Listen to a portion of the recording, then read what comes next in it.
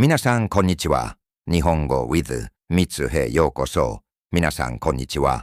Nihongo with Mitsu e yokoso. Hello everyone, and welcome back to the channel.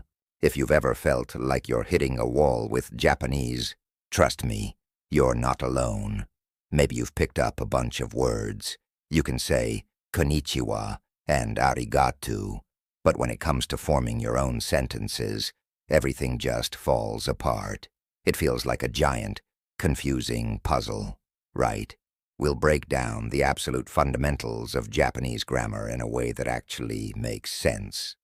Plus, we'll demystify those mysterious acronyms you see everywhere, JLPT and JFT. What are they? Which one should you take? And how can they supercharge your learning journey? By the end of this video, you'll have a clear roadmap to finally start speaking and understanding Japanese with confidence. First things first, let's talk about the biggest difference between English and Japanese grammar: sentence structure. In English, we usually say subject, verb, object, like I eat sushi. But in Japanese, the verb almost always comes at the very end. Ribenyu shiharamen wo tibemasu. Romaji watashi wa ramen o tabemasu. English, the structure is subject, object, verb. So, I eat ramen becomes watashi wa ramen o tabemasu. Literally, I ramen eat. This is the golden rule of Japanese. Once you get used to putting the verb at the end, a huge piece of the puzzle clicks into place. Now, what about those little words, wa and o? These are called particles, and they are the secret sauce of Japanese grammar.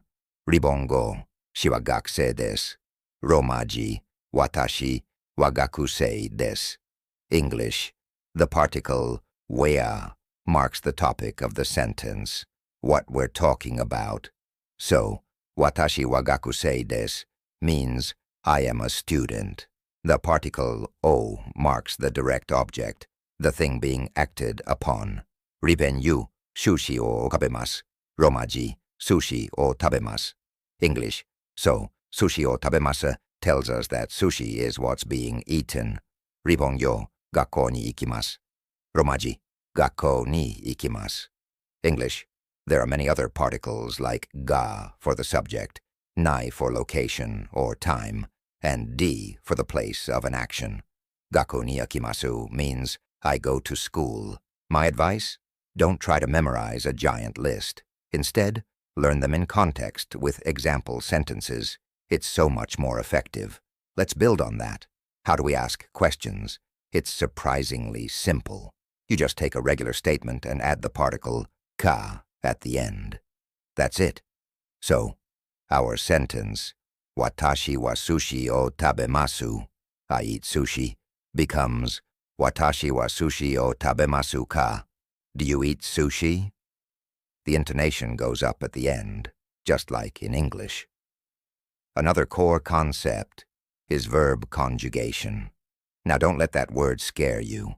Japanese verbs are incredibly regular and logical compared to English. We have go, went, gone. It's a mess. In Japanese, verbs don't change based on the person, like I go versus he goes. Iku means to go, whether it's I, you, he, she, or they. The endings change based on politeness and tense. For example, the polite present tense of most verbs ends in masu, like tabemasu for eat.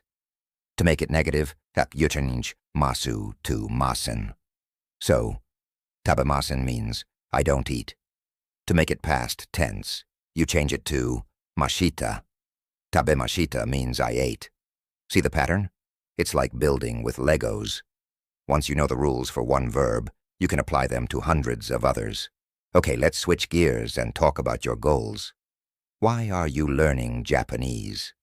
Is it for a hobby, for travel, or maybe for work or study in Japan? Your answer to this question will help you decide between the two major Japanese language tests, the JLPT and the JFT Basic. Let's start with the big one. The JLPT or the Japanese Language Proficiency Test.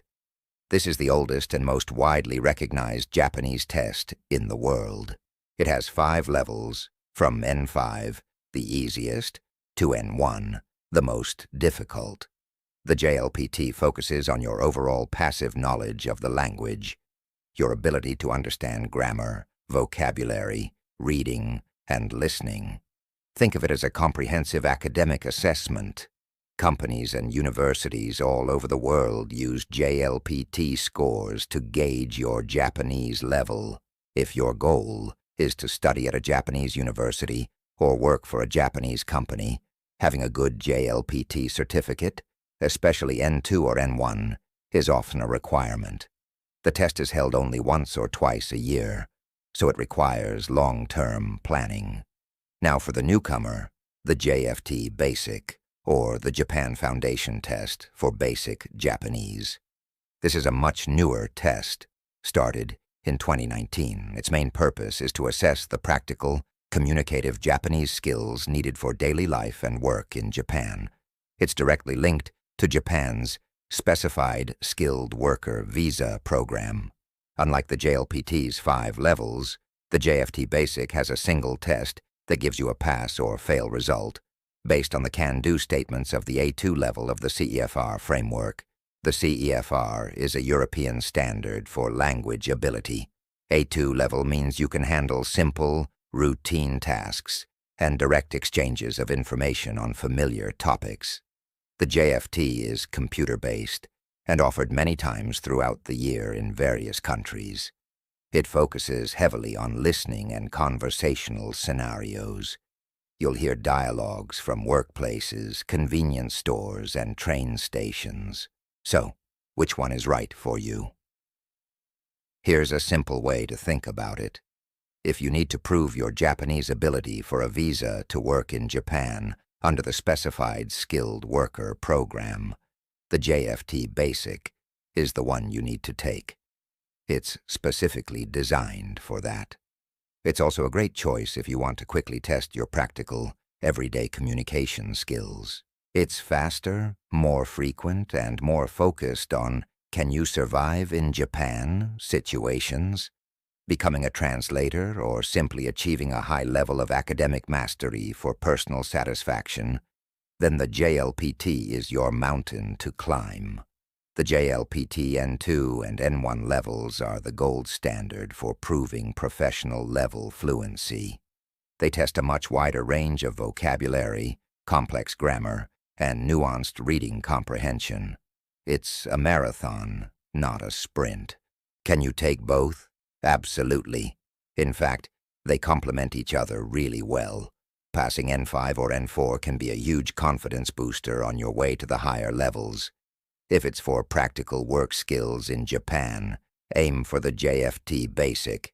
If it's for academic or professional fluency, map out your path through the JLPT levels. Remember, every single person who is fluent in Japanese today was once a beginner, just like you. Nihongo, 今日は日本語の文法と JLPT と JFT について学びました。ローマ字。今日は日本語の文法と JLPT と JFT について学びました。English, thank you so much for watching today. I hope this has cleared up some of the confusion around grammar and thus a big proficiency tests. Keep practicing, stay curious, and I'll see you in the next video. Yeah, mata ne.